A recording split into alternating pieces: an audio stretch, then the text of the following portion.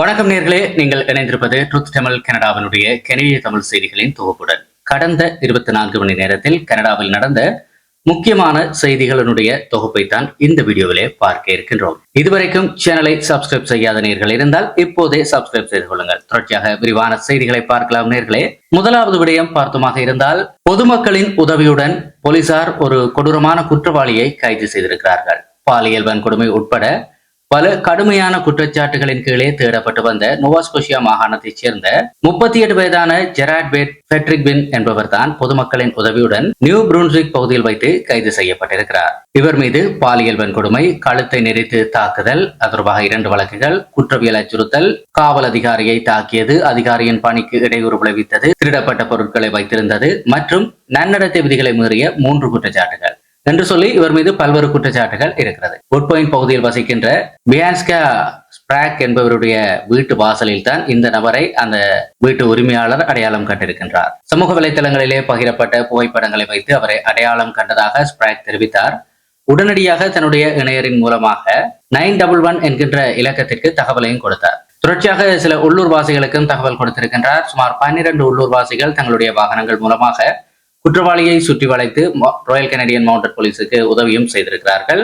எனினும் இந்த அளவிற்கு அபாயகரமான ஒரு நபர் தப்பியோடுவது குறித்து, அதாவது அந்த கைது நடவடிக்கைகள் செய்யப்பட்டு கொண்டிருந்த சூழ்நிலை ஒரு ஆபத்தான ஒரு சூழலாக பொதுமக்களுக்கு இருந்திருக்கும். சோ அப்போது ஒரு அலர்ட் ரெடி எச்சரிக்கை குறுஞ்செய்தி அனுப்பப்படவில்லை. அது அந்த பகுதி மக்களிடையே பெரும் அதிருப்தியை ஏற்படுத்தி இருந்தது. இருந்த போதிலும் வெற்றிகரமாக பொதுமக்களினுடைய உதவியுடன் போலீசார் அந்த நபரை கைது செய்திருக்கிறார்கள். பிரின்ஸ் எட்வர்ட் ஐலண்டினுடைய சமசாய்ட் பகுதியிலே கடந்த ஜூலை 28ஆம் தேதி அன்று அடுத்தடுத்து நடந்த 2 வேறுபட்ட சம்பவங்கள் தொடர்பாக 35 வயது நபர் ஒருவர் கைது செய்யப்பட்டிருக்கிறார். கிங் ஸ்ட்ரீட் பகுதியில் இருக்கின்ற ஒரு வீட்டினுடைய பின்புறத்திலே அந்த நபர் நிர்வாணமாக நின்றிருக்கிறார். தொடர்ச்சியாக அங்கிருந்த ஹெட்போன் மற்றும் காலணிகளை திருடிச் சென்றிருக்கின்றார். 1 மணி நேரத்துக்குள்ளாக பிராக்வில் ஸ்ட்ரீட் பகுதியில் இருக்கின்ற ஒரு ஜீப் வாகனம் திருடப்பட்டதாக போலீசாருக்கு புகார் கிடைத்தது. ஈஸ்ட் பிரின்ஸ் RCMP போலீசார் கிளெமன் ரோட் பகுதியில் வைத்து அந்த வாகனத்தை மடக்கி பிடித்தார்கள். வாகனத்தை ஓட்டிய நபர் நிர்வாணமாக இருந்திருக்கின்றார். பொது இடத்திலே நிர்வாணமாக இருந்த குற்றத்துக்காகவும் அத்துமீறி நுழைந்து வாகனத்தை திருடியதற்காகவும் தற்போது அவர் நீதிமன்றத்திலே ஆஜர்படுத்தப்பட இருக்கிறார். பேரி நகர மையத்திலே கேம்பன் பெஸ்ட் விழாவினுடைய தொடக்க நாளிலே லெசோட்ரேவ் பகுதியிலே ஒரு 16 வயதான சிறுமியொருவர் மிக கொடூரமான முறையிலே தாக்கப்பட்டிருக்கிறார். சமூக வலைத்தளங்களிலே பரவி வருகின்ற ஒரு 30 வினாடி வீடியோவிலே அந்த சிறுமி தரையில் தள்ளிவிடப்பட்டு முகத்திலும் தலையிலும் சுமார் 16 முறை மிக கடுமையாக தாக்கப்படுவதை காண முடிகிறது. மற்றொரு சிறுமியும் இந்த தாக்குதலிலே இணைந்து தலையில் மிதித்திருக்கின்றார். அந்த சிறுமி மயக்கமடையும் வரை தாக்குதல் தொடர்ந்த நிலையிலே சுற்றியிருந்த இளைஞர்கள் அதனை வேடிக்கை பார்த்து சிரித்தபடி வீடியோ எடுத்திருக்கிறார்கள். சிறுமிக்கு மூளை அதிர்ச்சி, பற்கள் உடைவு, முகத்தில் காயங்கள் ஏற்பட்டிருப்பதாக அந்த சிறுமியின் தாயார் வேதனையுடன் தெரிவித்தார். பேரி போலீசார் இந்த சம்பவம் குறித்து வீடியோ மற்றும் சாட்சிகளின் அடிப்படையிலே தீவிர விசாரணைகளை மேற்கொண்டு வருகிறார்கள். மிட்லாண்ட் கிங் ஸ்ட்ரீட்டில் அமைந்திருக்கின்ற சிம்கோ கவுண்டிக்கு சொந்தமான ஒரு அடுக்குமாடி குடியிருப்பினுடைய 2வது தளத்திலே கடந்த வெள்ளிக்கிழமை இரவு 8 மணி அளவிலே ஒரு துப்பாக்கி சூட்டு தாக்குதல் சம்பவம் ஒன்று நடந்தது. இதிலே எட்டோபிகோ பகுதியைச் சேர்ந்த 18 வயதான ட்ரைஸ் ஜேம்ஸ் என்பவர் சுட்டுக் கொல்லப்பட்டார். துப்பாக்கி சத்தம் கேட்டதும் அருகில் வசிக்கின்ற டக்ளஸ் கிங் என்பவர் துணிந்து விரைந்து சென்று போலீசார் வரும் வரை பாதிக்கப்பட்ட இளைஞரின் இரத்த கசிவை தடுத்து முதலுதவி கொடுத்தார். இருப்பினும் அந்த இளைஞரை காப்பாற்ற முடியவில்லை. இந்த சம்பவம் அந்த பகுதியிலே பெரும் அச்சத்தை ஏற்படுத்தி இருப்பதாக மிட்லாண்ட் நகர மேயர் பில் கார்டன் தெரிவித்திருக்கின்றார். தனித்த சம்பவமாக கருதப்படுகின்ற இந்த சம்பவத்திலே CCTV கேமராக்கள் உதவியுடன் போலீசார் கொலையாளியை தீவிரமாக தேடி வருகிறார்கள். அல்பர்டா மாகாணம் கோல்ட் லேக் பகுதியிலே இலக்கம் 5600 54 ஸ்ட்ரீட் பகுதியிலே கடந்த செவ்வாய்க்கிழமை காலை 9:47 அளவிலே ஒரு குடும்ப வன்முறை குறித்து ஒரு அவசர அழைப்பை ஏற்று போலீசார் ஒரு இடத்துக்கு விரைந்திருக்கின்றார்கள். அங்கே ஆயுதங்களுடன் காணப்பட்ட ஒரு நபரை எதிர்கொண்ட போது அதிகாரி ஒருவர் தனது கை துப்பாக்கியால் சுட்டிருக்கிறார். இதிலே காயமடைந்த நபர் உடனடியாக மருத்துவமனையிலே அனுமதிக்கப்பட்டு தற்போது சீரான உடல்நிலையில் இருப்பதாக தெரிவிக்கப்பட்டிருக்கிறது. எந்த ஒரு காவலருக்கும் எந்த ஒரு காயமும் ஏற்படவில்லை. இந்த சம்பவம் குறித்து அல்பர்டா தீவிர சம்பவங்கள் விசாரணை குழுவான ASIRT மற்றும் RCMP உள் விசாரணை குழு ஆகியவை விசாரணைகளை தொடங்கி இருக்கிறது. சென்ட் ஆல்பர்ட் ஃபவுண்டன் பார்க் நீச்சல் குளத்திலே இருக்கின்ற ஒரு உடைமாற்று அறையிலே சிறுவர்கள் உடைமாற்றுவதை மறைந்திருந்து பார்த்த குற்றத்திற்காக 28 வயதான எட்மண்டனை சேர்ந்த ஒருவரை RCMP போலீசார் கைது செய்திருக்கிறார்கள். கடந்த ஜூன் 19 அன்று நடந்த இந்த சம்பவத்தின் போது கையங்களவுமாக பிடிக்கப்பட்ட அந்த நபர் அங்கிருந்து தப்பியோடி இருக்கிறார். விசாரணையின் முடிவிலே அவர் மீது வழக்கு பதிவு செய்யப்பட்டிருக்கின்ற நிலையில் அவர் ஆகஸ்ட் 17ஆம் தேதி அன்று செயின்ட் ஆல்பர்ட் நீதிமன்றத்திலே ஆஜர்படுத்தப்பட இருக்கிறார். சார்னியா நகரத்தினுடைய சஸ்பெண்ட் செய்யப்பட்ட காவல்துறை தலைவரான ட்ரெக் டேவிஸ் மீது தற்போது கிரிமினல் விசாரணை முடுக்கிவிடப்பட்டிருக்கின்றது. உள்ளூர் சுயாதீன பத்திரிகையான சார்னியா ஜேர்னல் உரிமையாளரான நதான் கோல்குவன் என்பவருக்கும் டேவிஸுக்கும் இடையே எழுந்த சட்ட போராட்டத்தை தொடர்ந்து இந்த நடவடிக்கை எடுக்கப்பட்டிருக்கிறது. காவல்துறை தலைவர் தனியார் ஆலோசனை நிறுவனங்களுடன் தொடர்பில் இருந்தது மற்றும் ஆட்சேர்ப்பு விவகாரங்கள் குறித்து கடந்த மார்ச் மாதம் புகார் கொடுக்கப்பட்டிருந்தது. இந்த கிரிமினல் விசாரணையை தவிர டேவிஸ் மீது பணியிட துன்புறுத்தல் தொடர்பான ஒரு தனி விசாரணையும் நிலுவையில் இருக்கிறது. இது குறித்து பேசிய மேயர் மைக் பிராட்லி இந்த நிகழ்வுகள் பெரும் அதிர்ச்சியை ஏற்படுத்துவதாக குறிப்பிட்டிருக்கிறார். கடந்த ஜூலை 2025ஆம் ஆண்டு நியூயோர்க்கினுடைய வனப்பகுதியொன்றிலே இருக்கின்ற சதுப்பு நிலத்தில் மூழ்கி உயிரிழந்த 9 வயதான மொன்ட்ரியல் சிறுமியான மெலினா ஃப்ரெட்டலின் என்பவருடைய வழக்கிலே முக்கிய தடயங்கள் தற்போது நீதிமன்றத்திலே சமர்ப்பிக்கப்பட்டிருக்கிறது. 2ஆம் நிலை கொலை குற்றம் சாட்டப்பட்டிருக்கின்ற அவளது தந்தை தொடர்பான வழக்கிலே நியூயார்க் தடயவியல் நிபுணரான கிம்பர்லி ஸ்டோடாட் நீதிமன்றத்திலே சாட்சியம் அளித்தார்.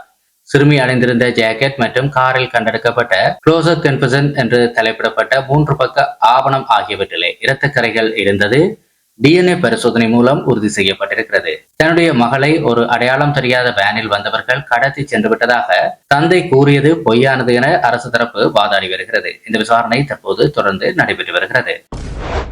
ஒட்டவாவினுடைய சென்டர் டவுன் மற்றும் பேங்க் ஸ்ட்ரீட் மெக்லியட் ஸ்ட்ரீட் பகுதியிலே கடந்த செவ்வாய்க்கிழமை காலை 9:45 மணியளவிலே நபர் ஒருவர் கத்தியால் குத்தப்பட்டிருக்கிறார். தகவல் அறிந்து வந்த ஒட்டாவா மருத்துவ குழுவினர் அவருக்கு முதலுதவி கொடுத்து பின்னர் மருத்துவமனையிலே அனுமதித்தார்கள். அவர் அபாய கட்டத்தை தாண்டிவிட்டதாகவும் அவரது உடல்நிலை சீராக இருப்பதாகவும் தெரிவிக்கப்பட்டிருக்கிறது. இது குறித்து ஒட்டாவா போலீசார் தீவிரமாக விசாரணைகளை நடத்தி வருகிறார்கள். இந்த தாக்குதல் சம்பவம் தொடர்பாக இதுவரை யாருமே கைது செய்யப்படவில்லை என்பதும் குறிப்பிடத்தக்கது.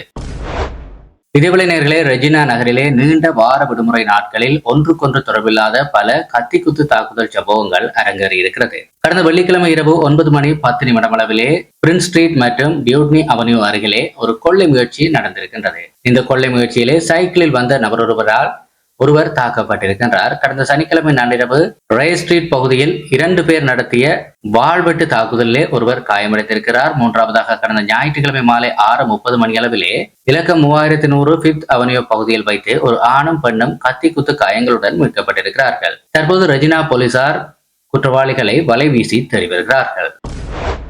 விக்டோரியா நகர போலீசார் வெறுப்புணர்வை தூண்டுகிற வகையிலே செயற்பட்ட ஒரு நபரை தீவிரமாக தற்போது தேடி வருகிறார்கள். கடந்த ஞாயிற்றுக்கிழமை அதிகாலை 4 அளவிலே இலக்கம் 2100 வான்கூவர் ஸ்ட்ரீட் பகுதியில் இருக்கின்ற ஒரு வீட்டினுடைய முன் கதவில் அந்த நபர் ஸ்ப்ரே பெயிண்ட் மூலம் சில வாசகங்களை எழுதியிருக்கின்றார். சுமார் 6 அடி உயரம், நீண்ட முடி, மீசை மற்றும் இடது கையில் டேட்டு குத்தி இருக்கின்ற அந்த வெள்ளையின நபர் குறித்த புகைப்படங்களை வெளியிட்ட போலீசார் தற்போது பொதுமக்களினுடைய உதவியை நாடியிருக்கிறார்கள். இவரை அடையாளம் கண்டால் உடனடியாக போலீசாரை தொடர்பு கொள்ளவும்.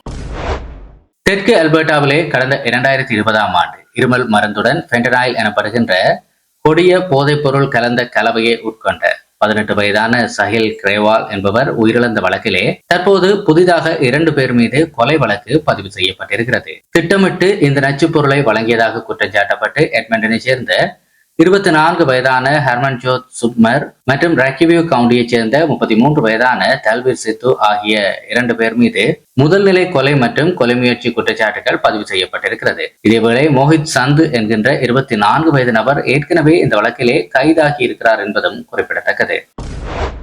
கேம்பிரிட்ஜ் ஹெஸ்பெலர் பகுதியை தாண்டி நெடுஞ்சாலை 401 மேற்கு நோக்கிய பாதையிலே கடந்த செவ்வாய்க்கிழமை மாலை 6:05 அளவிலே ஒரு விபத்து ஒன்று நிகழ்ந்திருக்கின்றது. இந்த விபத்திலே மோட்டார் சைக்கிள் ஓட்டுநர் ஒருவர் காயமடைந்திருக்கின்றார். விபத்து நடந்த இடத்திலே ORNGA அவசர மருத்துவ ஹெலிகாப்டர் தரையிறங்கிய போதிலும் காயங்கள் உயிருக்கு ஆபத்தானவை இல்லை என உறுதி செய்யப்பட்டதால் ஹெலிகாப்டர் சேவை ரத்து செய்யப்பட்டது. இதனால் சாலையினுடைய 4 வழிகள் மூடப்பட்டு அப்பகுதியிலே கடும் போக்குவரத்து நெரிசல் ஏற்பட்டது. பின்னர் இரவு 7:30 அளவிலே நெடுஞ்சாலை மீண்டும் திறக்கப்பட்டது.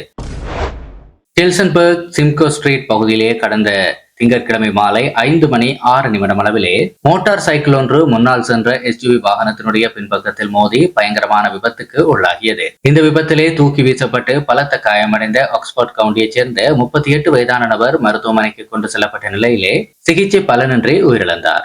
SUV ஓட்டுநருக்கு எந்த விதமான காயமும் ஏற்படவில்லை. இதுகுறித்து போலீசார் வழக்கு பதிவு செய்து மேலதிக விசாரணைகளை நடத்தி வருகிறார்கள்.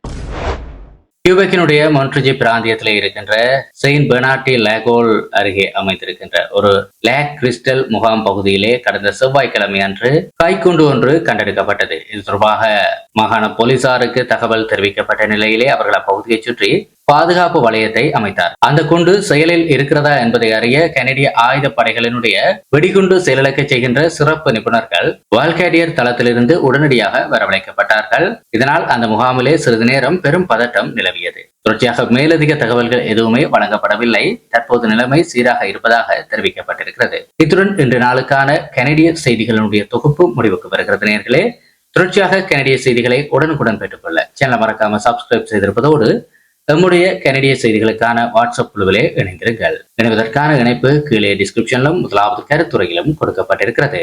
நன்றி.